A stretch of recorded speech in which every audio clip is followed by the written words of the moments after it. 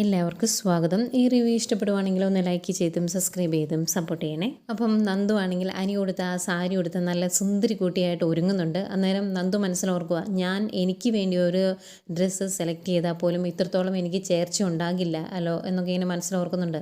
എന്നിട്ട് ഓർക്കും, ഞാൻ ജീവിതത്തിൽ ആദ്യമായിട്ടാണ് സാരി കൊടുക്കുന്നത്, അതും അനി മേടിച്ച് തന്നത് എന്നൊക്കെ ഇങ്ങനെ ഓർക്കുമ്പോഴത്തേക്കും ഒരുപാട് സങ്കടം വന്നിട്ട് കണ്ണ് നിറഞ്ഞ് പടപടാന്ന് ഒഴുകുന്നുണ്ട് കേട്ടോ നന്ദുവിൻ്റെ. പിന്നീട് കനകയും ഗോവിന്ദനെയും കാണിക്കുന്നുണ്ട്. രണ്ടുപേരും കല്യാണത്തിന് വേണ്ടി റെഡിയായി വന്നതാണ്. അന്നേരം നയനെ കാണുമ്പോൾ, ആ മോൾ എഴുന്നേറ്റോ, മോളിന്ന് എന്താ താമസിച്ചാണോ എഴുന്നേറ്റത് എന്ന് ചോദിക്കും. അന്നേരം നയന പറയുന്നുണ്ട്, ഇന്നലെ താമസിച്ച അമ്മ കിടന്നത്, വന്ന് കിടന്നപ്പോൾ 3 മണിയായി, അത് കഴിഞ്ഞ് ഉറക്കവും ശരിയായില്ല, അതുകൊണ്ട് എല്ലാം താമസിച്ചു പോയി എന്ന് പറയും. അന്നേരം അതിന് മാത്രം എന്താ മോളെ സംഭവിച്ചതെന്ന് ചോദിക്കുമ്പം നയന പറയുന്നുണ്ട്, അമ്മേ ഇന്നലെ ഒരാൾ കൂടി അനിയും നന്ദും തമ്മിലുള്ള വിഷയം അറിഞ്ഞു എന്ന് പറയും. ആരാണ് എന്ന് ചോദിക്കുമ്പോൾ ആദർശാണെന്നാണ് പറയുന്നത്. അന്നേക്കും ഗോവിന്ദൻ ചോദിക്കുന്നുണ്ട്, ഈ കല്യാണം അടുത്തിരിക്കുന്ന സമയത്ത് ഇതൊക്കെ ആദർശനോട് പറയേണ്ട കാര്യമുണ്ടോയെന്ന്. അന്നേരം നയന പറയും, അത് ഞാനായിട്ട് പറഞ്ഞതല്ല, അതിന് പറയാൻ പറ്റിയ ഒരു സാഹചര്യം വന്നു, അതുകൊണ്ട് പറഞ്ഞതാണ് എന്ന് പറയും. എന്നിട്ട് നടന്ന സംഭവങ്ങളൊക്കെ പറയുന്നുണ്ട്. എന്നിട്ട് നയന പറയും, ഈ കാര്യങ്ങളെല്ലാം അറിഞ്ഞു കഴിയുമ്പോൾ ആദർശേട്ടൻ പുച്ഛിക്കുമെന്നാണ് ഞാൻ കരുതിയത്, പക്ഷേ ആദർശേട്ടൻ നേരെ തിരിച്ചാണ് പറഞ്ഞത്, അനിയുടെ ആഗ്രഹമായിരുന്നു നടത്തി കൊടുക്കേണ്ടത്, ഞാനത് നേരത്തെ പറഞ്ഞില്ല എന്ന് പറഞ്ഞ് ആദർശേട്ടൻ എന്നോട് ദേഷ്യപ്പെടുകയാണ് ചെയ്തത് എന്ന് പറയും. അന്നേരം ഗോവിന്ദൻ പറയുന്നുണ്ട്, നീ നന്ദുവിനെ സ്നേഹിക്കുന്നത് പോലെ തന്നെയാണ് ആദർശ് അനിയെ സ്നേഹിക്കുന്നത്, അത്രത്തോളം അനിയനെ സ്നേഹിക്കുന്നതുകൊണ്ടാണ് ആദർശിന് അനിയുടെ ഭാഗത്ത് നിന്ന് ചിന്തിക്കാൻ പറ്റിയത് എന്ന് കരുതി നമ്മളത് കാര്യമായിട്ട് എടുക്കേണ്ട കാര്യമില്ല. ഇത് നേരത്തെ അറിയാതിരുന്നത് നന്നായി എന്നാണ് എനിക്കിപ്പോൾ തോന്നുന്നത്. കാരണം അനിയുടെ വിവാഹത്തെ, നന്ദുവായിട്ടുള്ള വിവാഹത്തെ അനുകൂലിക്കുന്നവരും ഇല്ലാത്തവരും തമ്മിൽ ഇവിടെ ചെറിയൊരു പ്രശ്നം ഉണ്ടായേനെ, അത് നമ്മളായിട്ട് ഒഴിവാക്കിയല്ലോ എന്നിങ്ങനെ പറയുക. അന്നേരം കനക പറയുന്നുണ്ട്, ഏതായാലും സാരമില്ലെന്ന്, ഇന്നത്തെ വിവാഹം കഴിഞ്ഞ് കഴിഞ്ഞാൽ ഇതെല്ലാം തീരുമല്ലോ, പിന്നെ നന്ദുവിന് ചേരുന്ന ഒരു പയ്യനെ കണ്ടുപിടിച്ച് അവളുടെ വിവാഹം അങ്ങ് നടത്തി കൊടുക്കണം, അന്നേരം അവളും ഹാപ്പിയാവും, അങ്ങനെ ഈ പ്രശ്നം അങ്ങ് സോൾവ് ചെയ്യാം എന്ന് പറയും. എന്നിട്ട് കനക പറയുമ്പോൾ, ഗോവിന്ദേട്ടാ നമുക്ക് അവളെ ഒന്ന് കണ്ടിട്ട് വരാമെന്ന് പറഞ്ഞ് രണ്ടുപേരുടെ നന്ദുവിൻ്റെ അടുത്തേക്ക് പോവാം.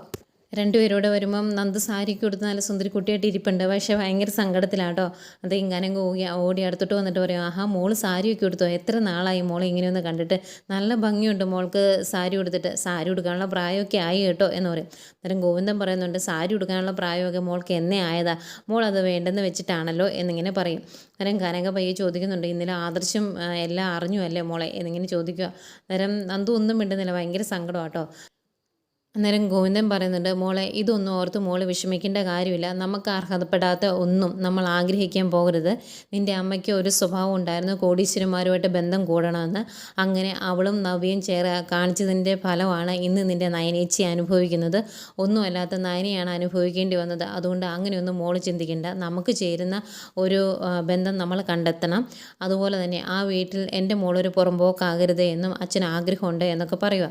അന്നേരം കനക പറയുന്നുണ്ട്, അതേ മോളെ, അമ്മയുടെ അത്യാഗ്രഹമാണ് ഇതെല്ലാം വരുത്തി വെച്ചത്, അതിൻ്റെ പേര് അനുഭവിക്കുന്നത് നയനേച്ചിയാണെന്നറിയാലോ, അതുകൊണ്ട് മോൾ ഇതൊന്നും മനസ്സിലോർക്കണ്ട, വിവാഹം കഴിഞ്ഞ് നമുക്ക് ഇവിടെ നിന്ന് പോയി കഴിഞ്ഞാൽ ഇനി ഒരിക്കലും അനിയെ കാണാനോ സംസാരിക്കാൻ ഒന്നും നമ്മൾ ശ്രമിക്കേണ്ട, അന്നേരം ഈ പ്രശ്നങ്ങളെല്ലാം സോൾവ് ആയിക്കോളൂ എന്ന് പറയും. അന്നേരം നന്ദു പറയുന്നുണ്ട്, ഇല്ല അമ്മേ, ഞാൻ എൻ്റെ മനസ്സിനെ എല്ലാം പറഞ്ഞ് പഠിപ്പിച്ചിട്ടുണ്ട്, ഇനി ഞാൻ ഒരിക്കലും ആർക്കും ഒരു ശല്യം ആകില്ല എന്ന് നന്ദു പറയുന്നുണ്ട്. അന്നേരം കനകയും ഗോവിന്ദനോട് പറയും, ഏതായാലും ഞങ്ങൾ അനിയെ ഒന്ന് കണ്ടിട്ട് വരാം, അനിമോന് ഒരു ഗിഫ്റ്റുമായിട്ടാണ് ഞങ്ങൾ വന്നത്, അതുകൊണ്ട് കൊടുത്തിട്ട് വരാമെന്ന് പറഞ്ഞ് ഗോവിന്ദനും കനകയും കൂടെ അനിയുടെ അടുത്തോട്ട് പോവുകയാണ്. അന്നേരം നല്ല സങ്കടവും വിഷമവും എല്ലാം കടിച്ചമർത്തിയാണ് നന്ദു നിൽക്കുന്നത്. ഏതായാലും അനിയുടെ അടുത്തുനിന്ന് അനിയുടെ കൂട്ടുകാരും ഓഡിറ്റോറിയത്തിലോട്ട് പോകാം കേട്ടോ. അവർ പറയുന്നുണ്ട്, ഞങ്ങൾ ഇവിടെ നിന്നാൽ ഇനി ശരിയാകില്ല, ഞങ്ങൾ ഓഡിറ്റോറിയത്തിൽ കാണാമെന്ന് പറഞ്ഞാൽ അവരങ്ങോട്ട് പോകുന്നു. അന്നേരമാണ് കനകയും ഗോവിന്ദനോട് അങ്ങോട്ട് കയറി വരുന്നത്. അന്നേരം അവർ പറയുന്നുണ്ട്, മോൻ ഒരുങ്ങിയോ, മോനൊരു ഗിഫ്റ്റുമായിട്ടാണ് ഞങ്ങൾ വന്നത് എന്ന് പറയും. അന്നേരം ഗോവിന്ദൻ പറയുന്നുണ്ട്, ഇന്നലെ ചെറിയൊരു പ്രശ്നം ഉണ്ടായില്ലേ, വിവാഹത്തിൻ്റെ തലേന്നായിട്ട് ഇതിൻ്റെ ഒന്നും ആവശ്യമില്ലായിരുന്നു മോനെ എന്നിങ്ങനെ പറയും. അന്നേരം എനിക്ക് ആകെ വിഷമമാണ്. അന്നേരം കനക പറയും, മോനൊരു ഗിഫ്റ്റുമായിട്ടാണ് ഞങ്ങൾ വന്നത് എന്ന് പറഞ്ഞ് ഒരു സ്വർണ്ണ ചെയിനാണ്, ചെയിനെടുത്ത് കയ്യിൽ കെട്ടിക്കൊടുക്കുക. ഇതിങ്ങനെ കെട്ടിക്കൊടുത്തിട്ട് പറയുന്നുണ്ട്, കെട്ടി കൊടുക്കുമ്പം അനി പറയുന്നുണ്ട്, ഈ പൈസ ഇല്ലാത്ത സമയത്ത് ഇതിൻ്റെ ഒന്നും ആവശ്യമില്ലായിരുന്നു ആൻറ്റി എന്ന് പറയുമ്പോൾ, അതൊന്നും സാരമില്ല, മോനൊരു ഗിഫ്റ്റ് ഏതായാലും ഞങ്ങൾ തരേണ്ടതല്ലേ, അതുകൊണ്ട് വാങ്ങിച്ചതാണ് എന്ന് പറയും. ഇവരിങ്ങനെ സംസാരിച്ച് അത് കൈ കെട്ടിക്കൊടുത്തുകൊണ്ടിരിക്കുമ്പോഴാണ് അങ്ങോട്ട് ജലജയും ദേവയാനിയും വരുന്നത്. അന്നേരം ദേവയാനി ചോദിക്കുന്നുണ്ട്, നിങ്ങൾ എന്തിനാ അവന് ഗിഫ്റ്റ് മേടിച്ചുകൊണ്ട് കൊടുത്തത് എന്ന്. അന്നേരം അനി പറയുന്നുണ്ട്, പറയുന്നുണ്ട് അതെന്താ അവരെനിക്ക് ഗിഫ്റ്റ് കൊണ്ട് തന്നാൽ എന്താ കുഴപ്പമെന്ന് ചോദിക്കും. അന്നേരം ജലജയുടെ മറ്റേ കൂതറ സ്വഭാവം പുറത്തെടുക്കുകയാണ്. ജലജ പറയും, ഓ സ്വർണ്ണമാണെന്ന് പറഞ്ഞ് എന്തോ ഒരു കുഞ്ഞു സാധനം കൊണ്ട് കെട്ടിക്കൊടുത്തു, അത് സ്വർണ്ണമാണോ നിന്നെ ഉരച്ചു നോക്കണമെന്ന് പറയും. അന്നേരം കനക പറയും, ഈ വീട്ടിലുള്ളവർക്ക് സ്വർണ്ണം കണ്ടാൽ തിരിച്ചറിയാനുള്ള കഴിവൊക്കെ ഉണ്ടല്ലോ, അതുകൊണ്ട് ഉരച്ചു നോക്കേണ്ട ആവശ്യം വരികയില്ലായിരിക്കും എന്ന് പറയുവാണ്. അന്നേരം ദേവയാനി പറയും, ഇവിടെയുള്ളവർക്ക് സ്വർണ്ണം കണ്ടാൽ നന്നായിട്ട് അറിയാം, അതുകൊണ്ട് തന്നെ ഈ വീട്ടിലേക്ക് ഇന്ന് കയറി വരുന്ന മരുമോള് സ്വർണ്ണം കൊണ്ട് മൂടിയാണ് കയറി വരുന്നത്, അതും നേരായ മാർഗ്ഗത്തിൽ. അതുകൊണ്ട് തന്നെ അവളെ ഞങ്ങളെല്ലാവരും നല്ല രീതിയിൽ സ്നേഹിക്കും. ഞാൻ എൻ്റെ മരുമകളെ ഒരു മകളെ പോലെ സ്നേഹിക്കണം എന്ന് കരുതിയിരുന്നതാണ്, അതെനിക്ക് സാധിച്ചില്ല. അതുകൊണ്ട് ആ സ്നേഹം മൊത്തം ഞാനിനി ഇവൻ്റെ ഭാര്യയ്ക്കാണ് കൊടുക്കാൻ പോകുന്നത്. അവളുടെ പാദസേവ ചെയ്ത് ഇവിടെ ജീവിച്ചാൽ മതി നിൻ്റെ 2 മക്കളും എന്നിങ്ങനെ പറയുക. അന്നേരം ജലജ പറയുന്നുണ്ട്, വിവാഹം കഴിഞ്ഞ് അച്ഛനും അമ്മയും പോകുന്ന കൂട്ടത്തിൽ ഇവിടെ 2 മക്കളുണ്ടല്ലോ, അത് നിങ്ങളുടെ കൂടെ കൊണ്ടുപോയാൽ അത്രയും നല്ലത് എന്നിങ്ങനെ പറയുന്നുണ്ട്. അന്നേരം ദേവയാനിയും പറയുന്നുണ്ട്, അത് തന്നെ, ഇനി അച്ഛൻ്റെയും അമ്മയുടെയും തണലിൽ ജീവിക്കണമെന്ന് അവർക്ക് ആഗ്രഹം ഉണ്ടെങ്കിൽ അതും അങ്ങ് സാധിച്ചു കൊടുക്കുക എന്നൊക്കെ പറഞ്ഞ് വളരെ മോശമായ രീതിയിൽ രണ്ടുപേരും സംസാരിച്ചിട്ട് അങ്ങോട്ട് പോകുന്നു. അന്നേരം അനി പറയുന്നുണ്ട്, ഇതൊന്നും കേട്ട് നിങ്ങൾ രണ്ടുപേരും ടെൻഷനാകുമോ വിഷമിക്കുകയോ ഒന്നും വേണ്ട, വലിയ ദേവതയാണ് എന്ന് പറഞ്ഞ് ഇങ്ങോട്ട് കൂട്ടിക്കൊണ്ട് വരുന്നവളുടെ സ്വഭാവം അത്ര നല്ലതൊന്നുമല്ല എന്ന് അനി പറയും.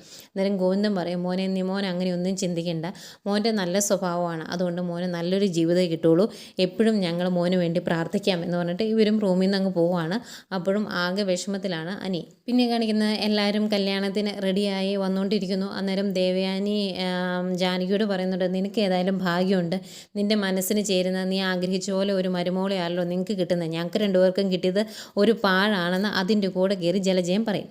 അന്നേരം ഇത് കേട്ടോണ്ട് മുത്തശ്ശി അങ്ങോട്ട് വന്നെ. അപ്പം മുത്തശ്ശി ചോദിക്കും, നിങ്ങൾ 2 പേരും എന്താ അങ്ങനെ പറഞ്ഞത്, നിങ്ങളുടെ സ്വഭാവത്തിന് ഇങ്ങനെ 2 പെൺകുട്ടികളെ കിട്ടിയല്ലോ, അത് തന്നെ നല്ലതാ എന്നിങ്ങനെ പറയുമോ മുത്തശ്ശി.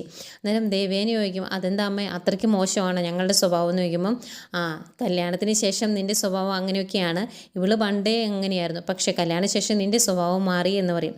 അന്നേരം ദേവയാനി പറയുന്നുണ്ട്, അങ്ങനെ മാറിയെങ്കിൽ അതിന് കാരണം ഞാനല്ല, ഇങ്ങോട്ട് കയറി വന്നവളാണ് എന്ന് പറയുമ്പം മുത്തശ്ശി പറയുന്നുണ്ട്, അങ്ങനെ മോൾ എന്തെങ്കിലും ചെയ്തതായിട്ട് ഞങ്ങൾ ആരെങ്കിലും കാണണ്ടേ എന്ന് മുത്തശ്ശി ചോദിക്കുക.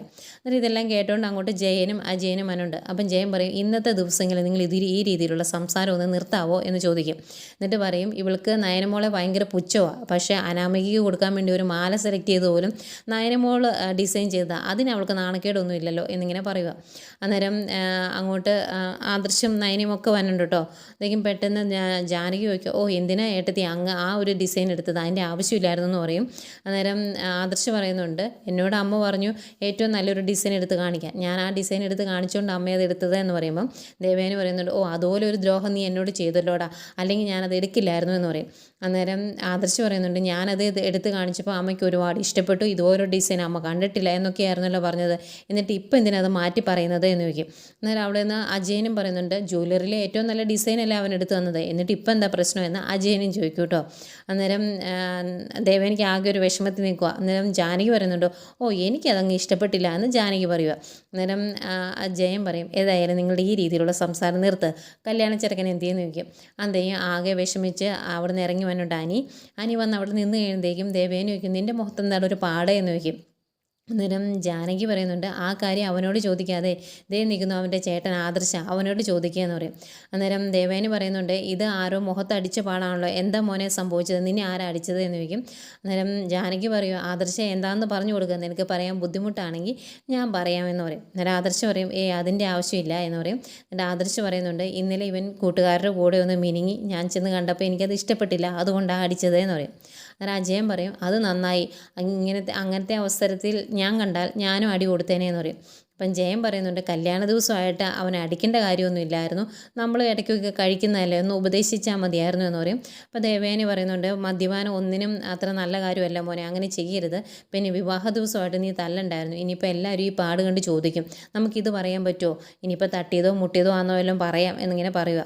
പിന്നെ ദക്ഷിണ കൊടുക്കുന്ന ചടങ്ങാണ്, എല്ലാവർക്കും ദക്ഷിണ കൊടുക്കുന്നുണ്ട്.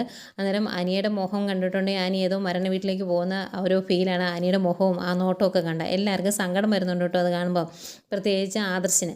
ഏതായാലും ദക്ഷിണയെല്ലാം കൊടുത്ത് അവിടെ വന്ന് നിൽക്കുന്ന അനിയുടെ മുഖം ആകപ്പാടെ തെളിയുന്നത് ബാക്ക് വശത്ത് റെഡിയായിട്ട് വന്ന് നിൽപ്പുണ്ട് നന്ദുവിനെ കാണുമ്പോൾ ഒരു ചെറു പുഞ്ചിരി ഉണ്ടാകുന്നുണ്ട് അനിയുടെ മുഖത്ത്, അല്ലാണ്ട് ഒരു ചിരിയോ ഒന്നുമില്ല അനിയുടെ മുഖത്ത്.